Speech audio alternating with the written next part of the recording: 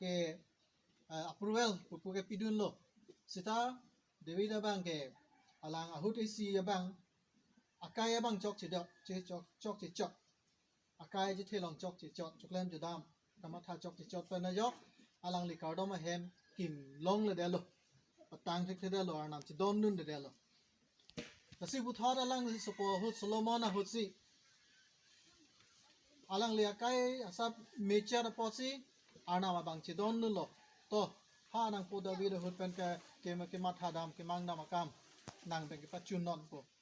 anh ke arnam ka chi don du na ang theke kopilo kiki miji aphan arlong kiki miji aphan thengpi ador keso hormu aka prek adet atum Yehudi amunit kali Israel amunit kali aka prek hong hari adet pensi nang kirab dun lana ni ke bang atum ke latuma khe bhangela nun silek bonta bang arna maning ke aning kihang arni arna maning ka ching sam pena jok sora thani ke ching sam pena jok Kutur pupu atuma phanta aning moi dam lap ba pikirla dam lap lasi lahai khe tuma phan akardom ahem ka chikim thekjia phan